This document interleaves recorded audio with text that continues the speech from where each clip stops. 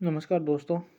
इस वीडियो में हम कक्षा 9 की पुस्तक सामाजिक विज्ञान की किताब लोकतांत्रिक राजनीति का अध्याय 5वां पढ़ने जा रहे हैं। इस अध्याय का शीर्षक है लोकतांत्रिक अधिकार। हमारे देश के अंदर जो भी नागरिक हैं उन नागरिकों को कौन कौन से अधिकार हैं इसके बारे में अध्ययन करेंगे। देखिए,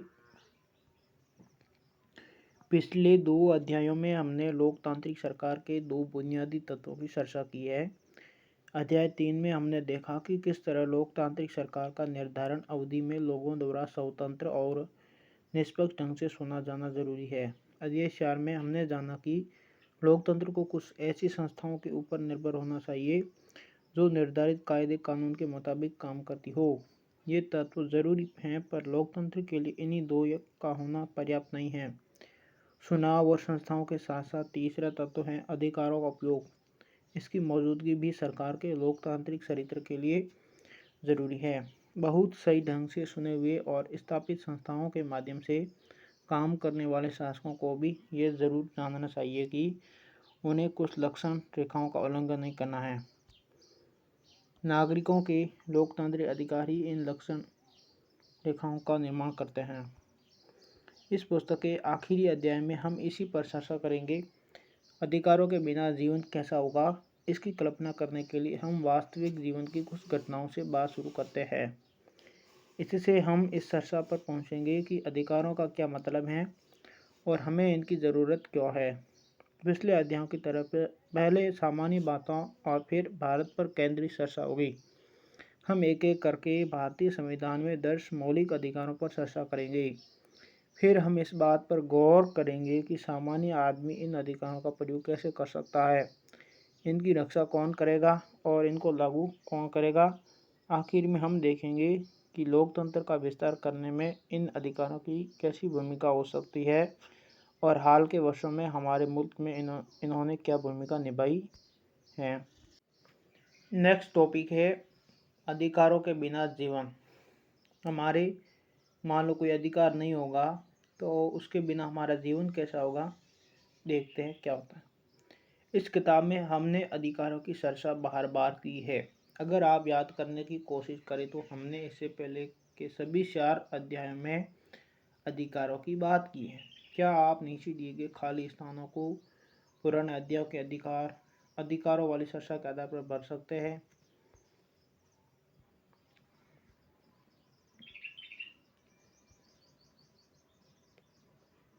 जैसे देखिए, ये देखो, अध्याय 1 में लोकतंत्र की परिभाषा में। अध्याय 2 था हमारे संविधान निर्माताओं का मानना था कि मौलिक अधिकार हमारे संविधान की आत्मा जैसे हैं, क्योंकि तीसरे अध्याय में हमने सीखा कि भारत के प्रत्येक वयस्क व्यक्ति को और अधिकार प्राप्त हैं। अध्याय 4 में पढ़ा है कि अगर कोई कानून संविधान के खिलाफ है तो हर नागरिक को उसके खिलाफ खाली जगह जाने का अधिकार है। आइए तीनों उदाहरणों से बात शुरू करें कि अधिकार के बिना जीवन कैसा होता है। गुआंतानामो बे का जेल। अमेरिका फौज ने दुनिया भर के विभिन्न स्थानों से 600 लोगों को चुपचाप पकड़ लिया। इन लोगों को गुआंतानामो बे स्थित एक जेल में डाल दिया। क्यूबा के निकट स्थित इस टापू पर अमेरिकी नौसेना का कब्जा है।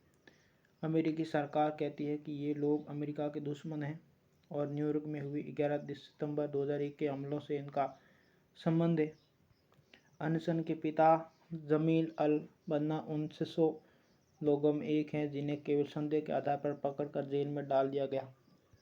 अधिकांश मामलों में गिरफ्तार लोगों के देश की सरकार को उनकी गिरफ्तारी और जेल में डालने की सूचना भी नहीं दी गई। अन्य कैदियों की तरह जमील के परिवार वालों को भी अखबारों के माध्यम से ही खबर मिली कि उसे भी जेल में रखा गया है। इन कैदियों के परिवार वालों, मीडिया के लोगों और यहाँ तक कि संयुक्त राष्ट्र के प्रतिनिधियों को भी उनसे मिलने की इजाज़त नहीं दी जाती। अमेरिकी सेना ने उन्हें गिरफ्तार किया, उनसे पूछताछ की और उसी ने फैसला किया कि किसे जेल में डालना है किसे नहीं। न तो किसी भी जज के सामने मुकदमा चला और न ही ये कैदी अपने देश की अदालतों का दरवाज़ा खटखटा सके।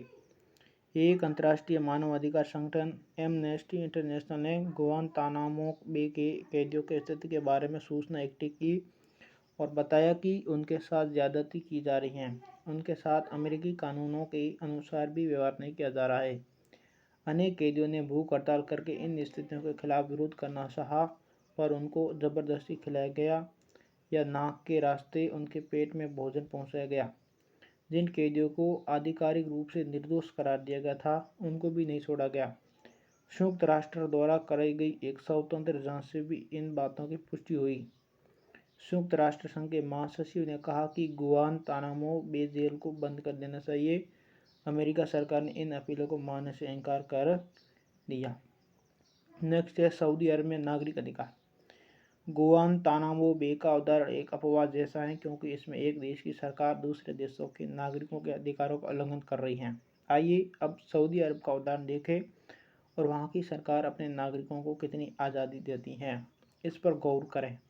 ज़रा इन तथ्य पर विचार करें। देश में एक वंश का शासन चलता है और राजा या शाह को चुनने या बदलने में लोगों की कोई भूमिका नहीं होती।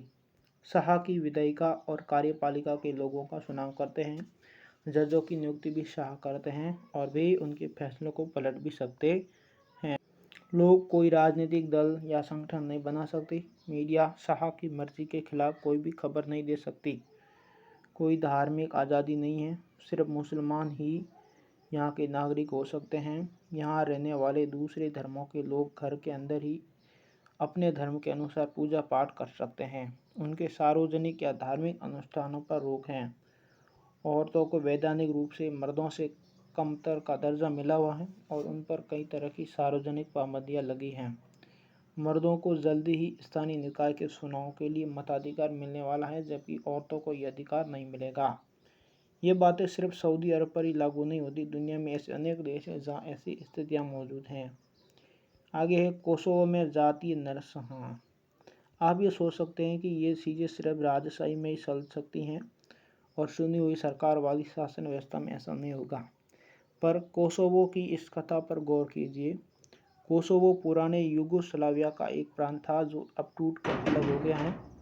इस प्रदेश में अल्बानियाई लोगों की संख्या बहुत ज़्यादा थी, पर पूरे देश के लिहाज से सर्ब लोग बहुसंख्यक थे। उग्र सर्ब राष्ट्रवाद के भक्त मिलोसेविक ने यहाँ के चुनाव में जीत हासिल की। उनकी सरकार ने कोसोवो के अल्बानियाई लोगों के प्रति बहुत ही कठोर व्यवहार किया। उनकी इच्छा थी कि देश पर सर्ब लोगों का ही पूरा नियंत्रण हो। अनेक सर्ब नेताओं का मानना था कि अल्बानियाई लोगों जैसे अल्पसंख्यक या तो देश छोड़कर चले जाए या सर्बों का प्रभुत्व स्वीकार कर ले। अगर आप सर्ब होते तो कोसोवो में मिलोसेविक ने जो कुछ किया, क्या उसका समर्थन करते? सर्ब लोगों का प्रभुत्व कायम करने की उनकी वो योजना क्या सर्ब लोगों के वास्तविक हित में थी? कोसोवो के एक शहर में अप्रैल 1999 में एक अल्बानियाई परिवार के साथ कुछ ऐसी घटना हुई। 74 वर्ष या बत्तीसा होक्सा अपनी रसोई में अपने 77 वर्षीय पति इजेत के साथ बैठी आग ताप रही थी। उन्होंने विस्फोटों की आवाज़ सुनी, पर उनको ये एहसास नहीं हुआ कि सर्बिया की फौज शहर में घुस आई है। तभी उनका दरवाज़ा खोलकर 5-6 सैनिक दनाते हुए अंदर आए और पूछा, बच्चे कहाँ हैं?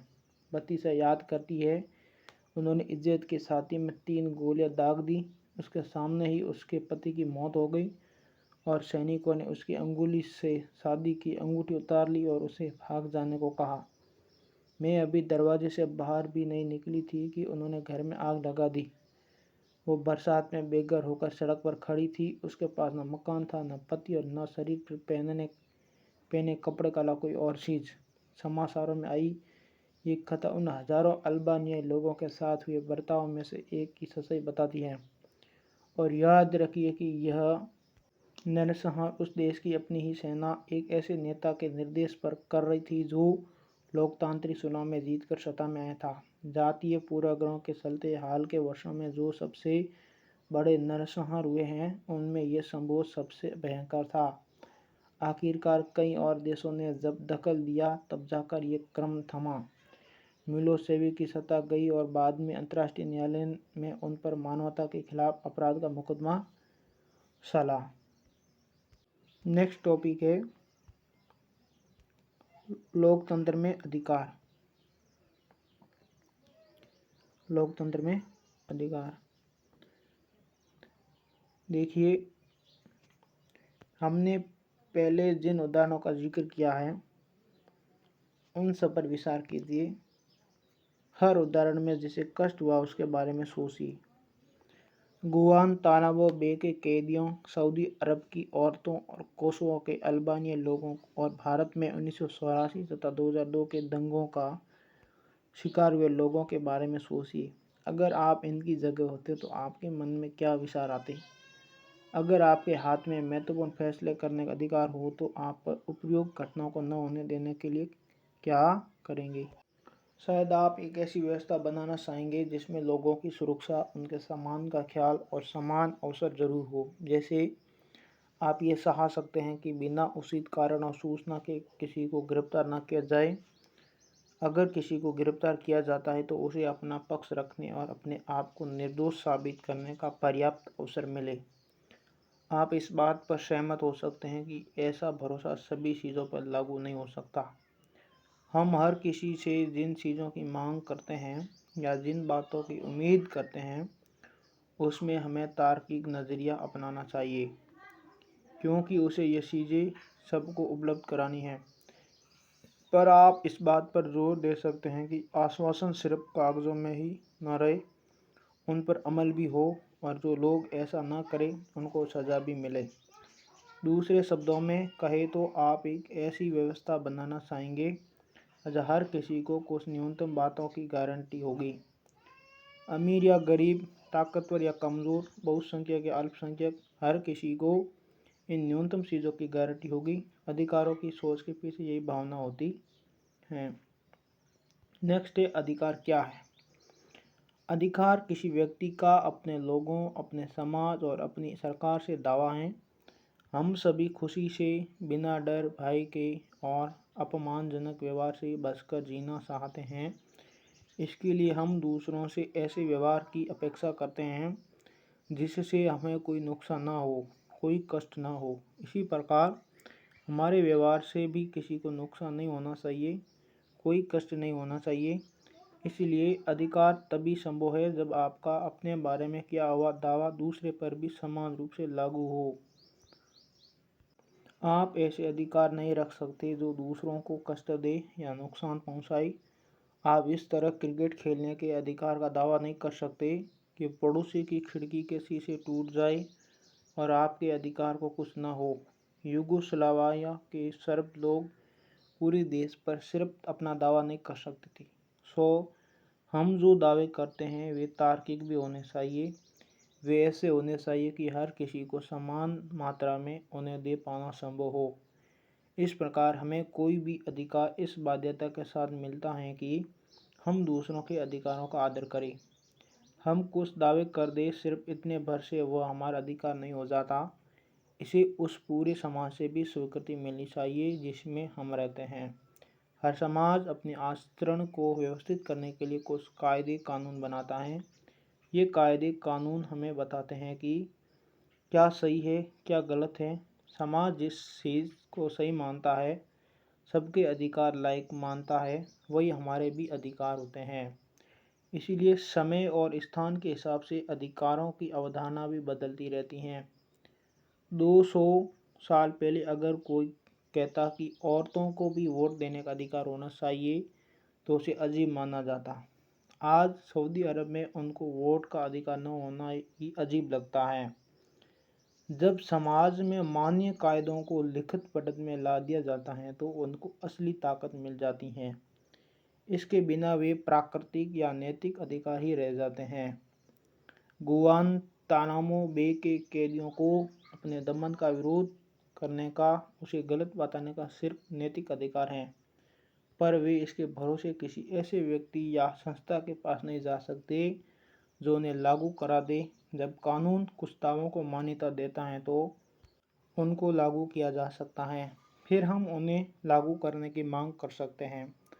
अगर अन्य नागरिक या सरकार इन अधिकारों का आदर नहीं करते, इनका उल्लंघन करते हैं, तो हम इसे अपने अधिकारों का हनन कहते हैं।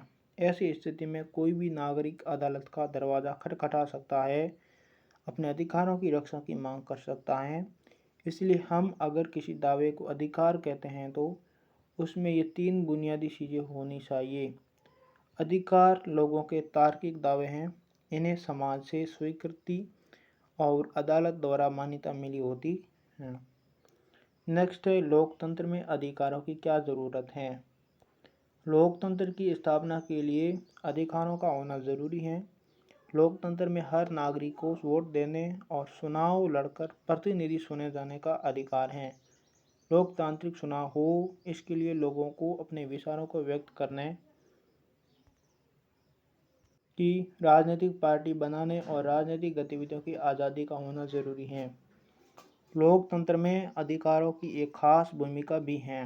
अधिकार बहुसंख्यकों के दमन से अल्पसंख्यकों की रक्षा करते हैं। यह इस बात की व्यवस्था करते हैं कि बहुसंख्यक किसी लोकतांत्रिक व्यवस्था में मनमानी न करे। अधिकार स्थितियों के बिगड़ने पर एक तरह की गारंटी जैसे हैं। अगर कुछ नागरिक दूसरों के अधिकारों को हड़पना चाहे तो स्थिति बिगड़ सकती है। ये स्थिति आमतौर पर तब आती है जब बहुमत के लोग अल्पमत में आ गए लोगों पर प्रभुत्व कायम करना चाहते हैं। ऐसी स्थिति में सरकार को नागरिकों के अधिकारों की रक्षा करनी चाहिए, लेकिन कई बार चुनी हुई सरकार भी अपने ही नागरिकों के अधिकारों पर हमला करती हैं। यह संभव है वह नागरिक के अधिकार की रक्षा न करे। इसलिए कुछ अधिकारों को सरकार से भी ऊंचा दर्जा दिए जाने की ज़रूरत है, ताकि सरकार भी उनका उल्लंघन न कर सके। अधिकांश लोकतांत्रिक शासन व्यवस्थाओं में नागरिकों के अधिकार संविधान में लिखित रूप में दर्ज होते हैं। नेक्स्ट है भारतीय संविधान में अधिकार। हमारे भारत का जो संविधान बना हुआ है उसमें हमारे भारतीय जनता को कौन कौन से अधिकार मिले हुए हैं उसके बारे में अध्ययन करते हैं। देखिए, विश्व के अधिकांश दूसरे लोकतंत्र की तरह भारत में भी ये अधिकार संविधान में दर्ज हैं। हमारे जीवन के लिए बुनियादी रूप से ज़रूरी अधिकारों को विशेष दर्जा दिया गया है। इन्हें मौलिक अधिकार कहा जाता है। अध्याय 3 में हमने अपने संविधान की प्रस्तावना पढ़ी है। यह सभी नागरिकों को समानता, स्वतंत्रता और न्याय दिलाने की बात कहता है। मौलिक अधिकार इन वायदों को व्यवहारिक रूप देते हैं। ये अधिकार भारत के संविधान की एक महत्वपूर्ण बुनियादी विशेषता है। नेक्स्ट देखिए, आप जानते हैं कि हमारा संविधान सब मौलिक अधिकार प्रदान करता है। हमारे भारतीय संविधान के अंदर सब मौलिक अधिकार हैं। क्या आप इन्हें बता सकते हैं? एक आम नागरिक के लिए इन अधिकारों का ठीक ठीक क्या मतलब होता है? आइए एक एक करके इन पर नज़र डालें। मौलिक अधिकार से है जिसमें पहला अधिकार है समानता का अधिकार। पहला अधिकार है समानता का अधिकार। हमारा संविधान कहता है कि सरकार भारत में किसी व्यक्ति को कानून के सामने समानता या कानून से संरक्षण के मामले में समानता के अधिकार से वंचित नहीं कर सकती।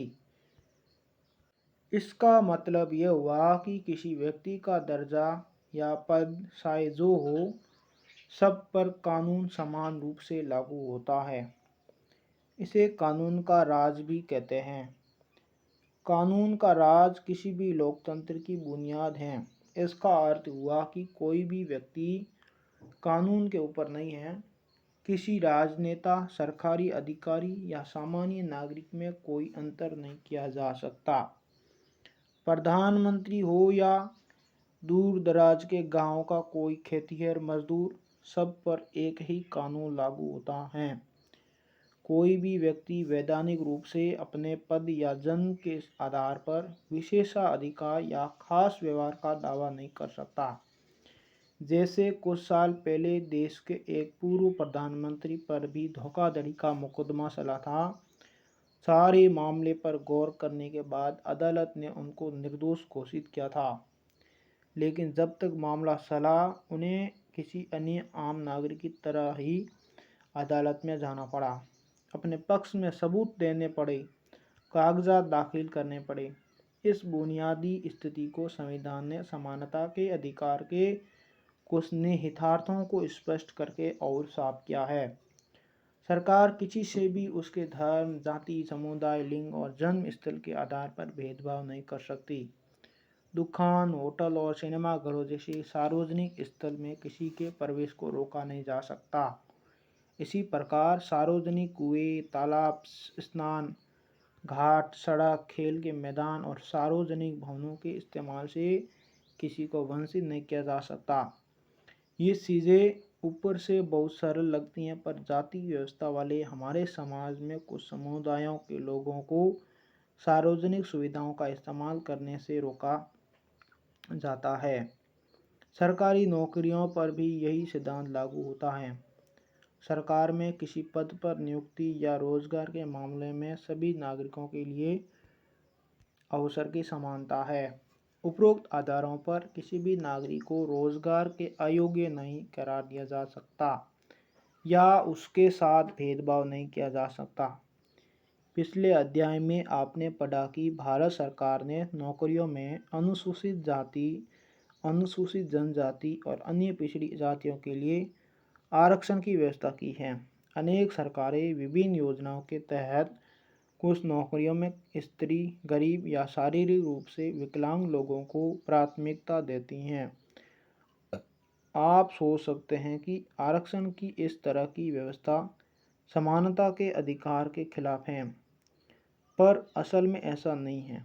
समानता का मतलब है हर किसी से उसकी ज़रूरत का ख्याल रखते हुए समान व्यवहार करना। समानता का मतलब है हर आदमी को उसकी क्षमता के अनुसार काम करने का समान अवसर उपलब्ध कराना है। कई बार अवसर की समानता सुनिश्चित करने भर के लिए ही कुछ लोगों को विशेष अवसर देना जरूरी होता है। आरक्षण यही करता है। इसी बात को साफ करने के लिए संविधान स्पष्ट रूप से कहता है कि इस तरह का आरक्षण समानता के अधिकार का उल्लंघन नहीं है। किसी तरह का भेदभाव न होने का सिद्धांत सामाजिक जीवन पर भी इसी तरह लागू होता है। संविधान सामाजिक भेदभाव के एक बहुत ही प्रबल रूप छुआछूत का जिक्र करता है और सरकार को निर्देश देता है कि वो इसे समाप्त करे। किसी भी तरह के छुआछूत को कानूनी रूप से गलत करार दिया गया है। यहाँ छुआछूत का मतलब कुछ खास जातियों के लोगों के शरीर को छूने से बचना भर नहीं है। यह उन सारी सामाजिक मान्यताओं और आचरणों को भी गलत करार देता है जिसमें किसी खास जाति में जन्म लेने भर से लोगों को नीची नज़र से देखा जाता है या उनके साथ अलग तरह का व्यवहार किया जाता है। इसीलिए संविधान ने छुआछूत को दंडनीय अपराध घोषित किया है। नेक्स्ट है स्वतंत्रता का अधिकार। स्वतंत्रता का मतलब बाधाओं का न होना है। व्यवहारिक जीवन में इसका मतलब होता है हमारे मामलों में किसी किस्म का दखल न होना, न सरकार का न व्यक्तियों का। हम समाज में रहना चाहते हैं, लेकिन हम स्वतंत्रता भी चाहते हैं। हम मनचाहे ढंग से काम करना चाहते हैं। कोई हमें ये आदेश न दे कि इसे ऐसा करो वैसे करो। इसलिए भारतीय संविधान ने प्रत्येक नागरिक को कई तरह की स्वतंत्रताएं दी हैं।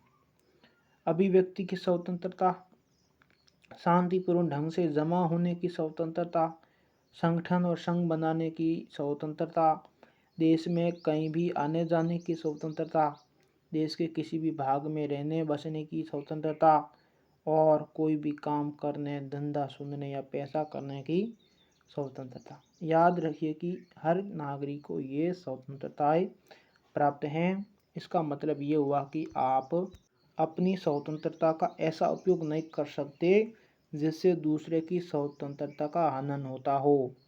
आपकी स्वतंत्रता सार्वजनिक परेशानी या अव्यवस्था पैदा नहीं कर सकती। आप वह सब करने के लिए आज़ाद हैं जिससे दूसरों को परेशानी न हो। स्वतंत्रता का मतलब असीमित मनमानी करने का लाइसेंस पा लेना नहीं है। इसी कारण समाज के व्यापक हितों को देखते हुए सरकार हमारी स्वतंत्रताओं पर कुछ किस्म की पाबंदियां लगा सकती हैं। अभिव्यक्ति की आज़ादी हमारे लोकतंत्र की एक बुनियादी विशेषता है।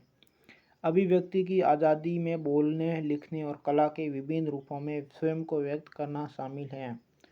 दूसरों से स्वतंत्र ढंग से विचार विमर्श और संवाद करके ही हमारे विचारों और व्यक्तित्व का विकास होता है। आपकी राय दूसरों से अलग हो सकती है। संभव है कि कई सौ लोग एक ही तरह से सोचते हो, तब भी आपको अलग राय रखने और व्यक्त करने की आज़ादी है। आप सरकार की किसी नीति से या किसी संगठन की गतिविधियों से असहमति रख सकते हैं। अपने माँ बाप, दोस्तों या रिश्तेदार से बातचीत करते हुए आप सरकार की किसी नीति या किसी संगठन की गतिविधि की आलोचना कर सकते हैं।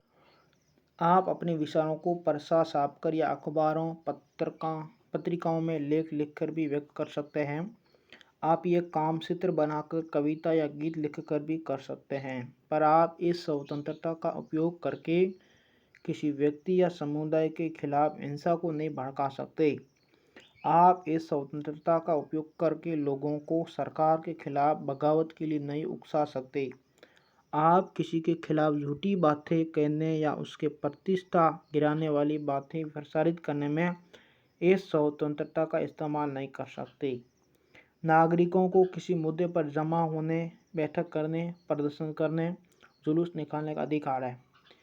वे ये सब किसी समस्या पर चर्चा करने, विचारों का आदान प्रदान करने, उस किसी उद्देश्य के लिए जनमत तैयार करने या किसी चुनाव में किसी उम्मीदवार या पार्टी के लिए वोट मांगने के लिए कर सकते हैं।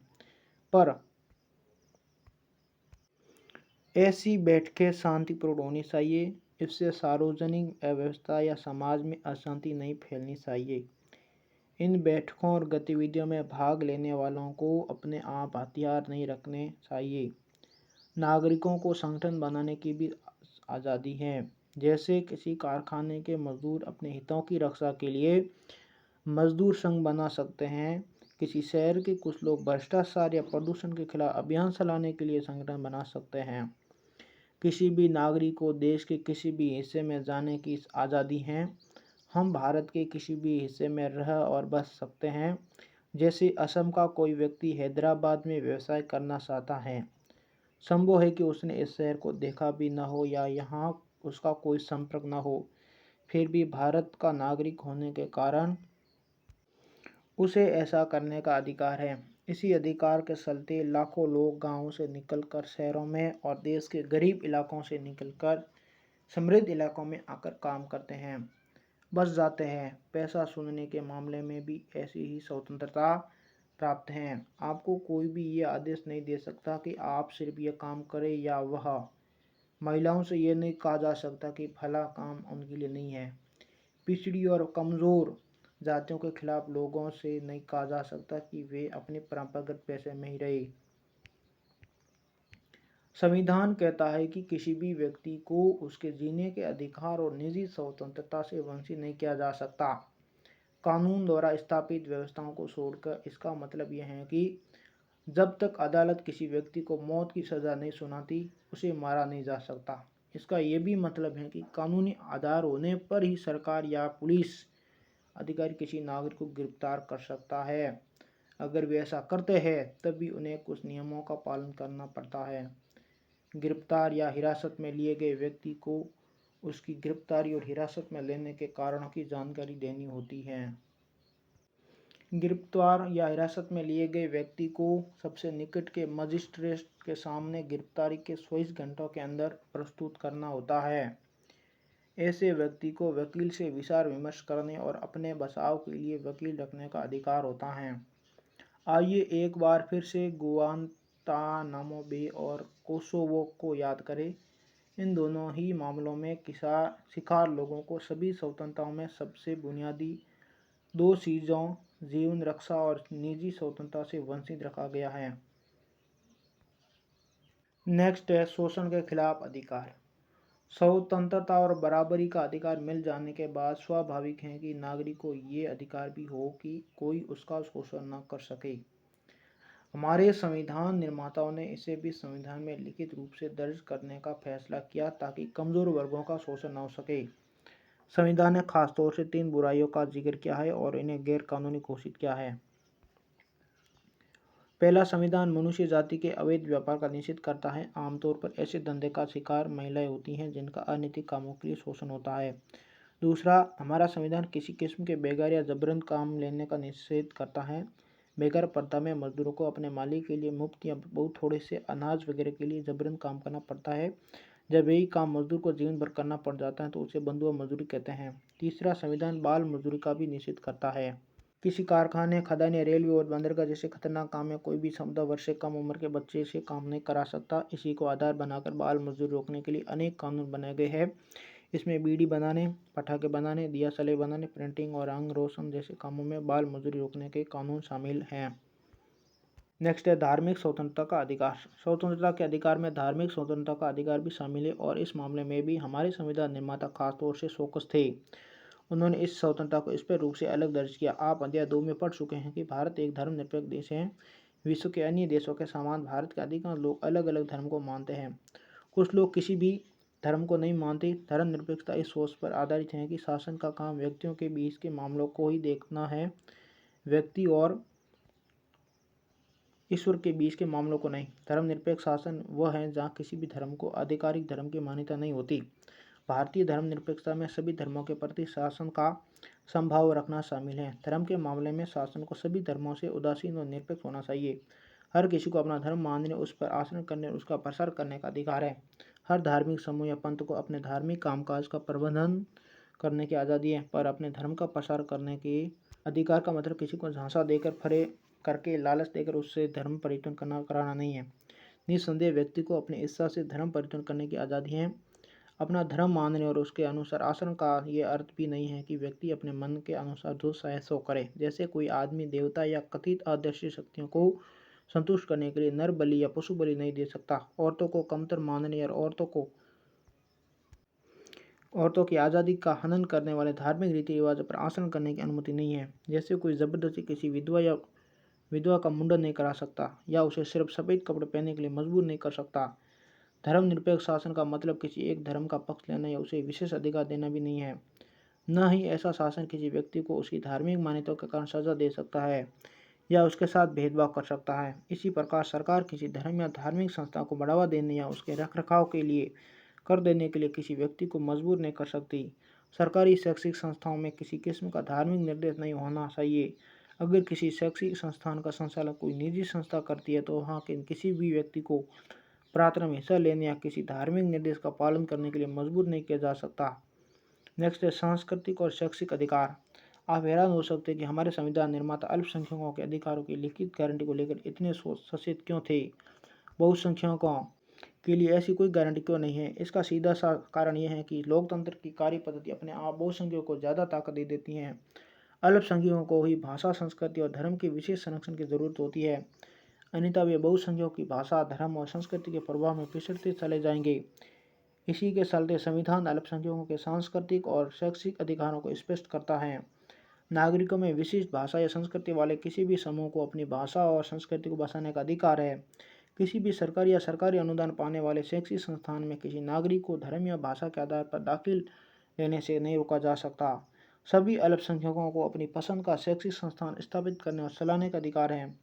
यह अल्पसंख्यक का अर्थ राष्ट्रीय स्तर पर धार्मिक अल्पसंख्यक भर नहीं है। किसी स्थान पर एक खास भाषा को बोलने वालों का बहुमत होगा, वह अलग भाषा बोलने वाले अल्पसंख्यक होंगे। जैसे आंध्र प्रदेश में तेलुगु बोलने वालों का बहुमत है, पर कर्नाटक में वे अल्पसंख्यक हैं। पंजाब में सिख बहुसंख्यक हैं, पर राजस्थान, हरियाणा और दिल्ली में वे अल्पसंख्यक हैं।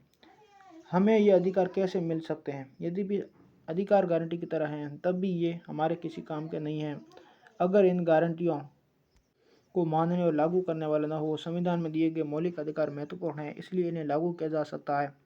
हमें उपरोक्त अधिकारों को लागू कराने की मांग करने का अधिकार है। हमारे पास उन्हें लागू कराने के उपाय हैं। इसे संवैधानिक उपचार का अधिकार कहा जाता है। यह भी एक मौलिक अधिकार है।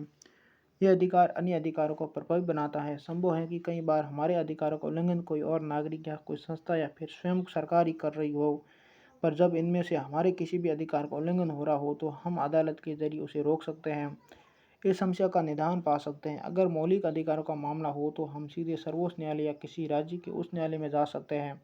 इसी कारण डॉक्टर अम्बेडकर ने संवैधानिक उपचार के अधिकार को हमारे संविधान की आत्मा और हृदय कहा था। मौलिक अधिकार विधायिका, कार्यपालिका और सरकार द्वारा गठित किसी भी अन्य प्राधिकारी की गतिविधियों तथा फैसलों से ऊपर है।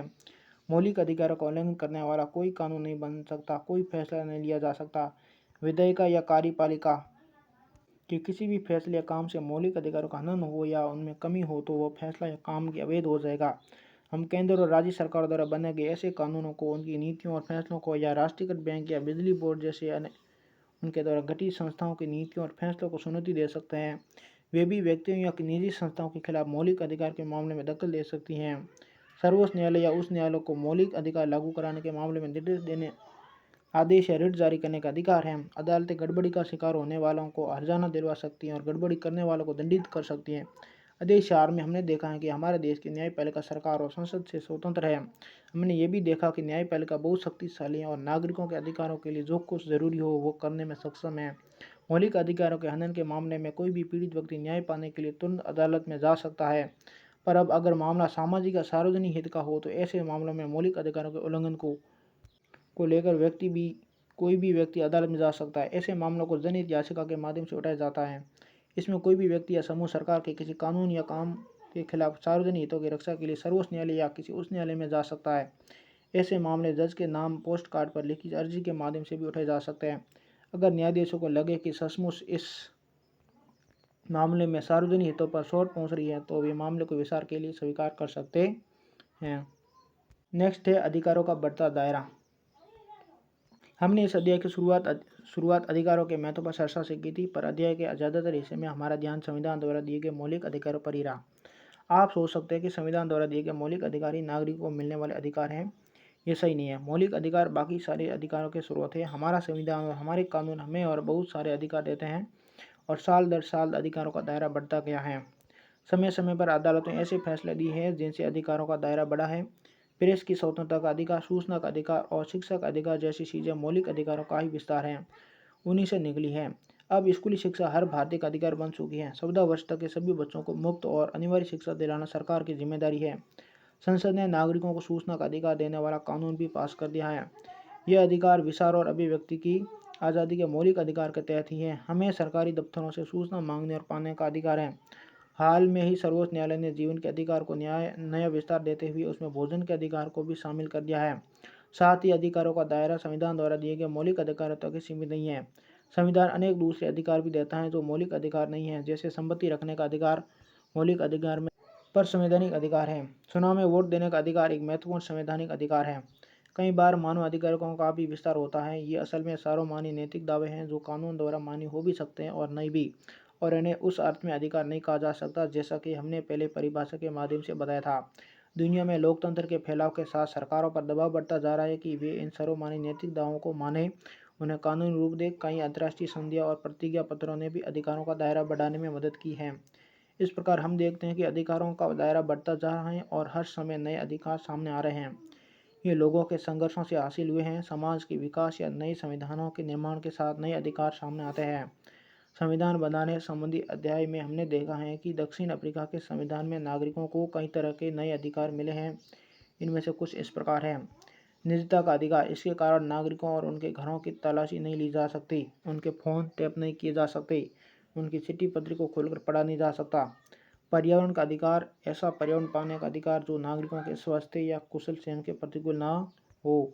पर्याप्त आवास पाने का अधिकार, स्वास्थ्य सेवाओं, पर्याप्त भोजन और पानी तक पहुंच का अधिकार, किसी को भी आपात चिकित्सा देने से इनकार नहीं किया जा सकता। अनेक लोगों का मानना है कि काम का अधिकार, स्वास्थ्य का अधिकार, जीने के लिए जरूरी न्यूनतम वस्तुओं का अधिकार और निजता के अधिकार को भारत में भी मौलिक अधिकार बना देना चाहिए। आप इसके बारे में क्या सोचते हैं? तो इस प्रकार से हमारा ये पार्ट कंप्लीट हुआ।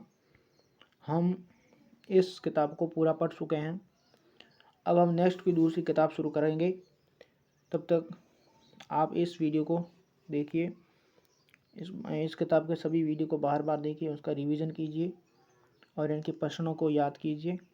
और मेरे इस वीडियो को आपको ये पसंद आए तो लाइक कीजिए, यूट्यूब चैनल को सब्सक्राइब कीजिए और ज़्यादा से ज़्यादा कमेंट कीजिए। हम नेक्स्ट किताब का कोई टॉपिक लेकर आएंगे। तब तक के लिए आप सभी को धन्यवाद।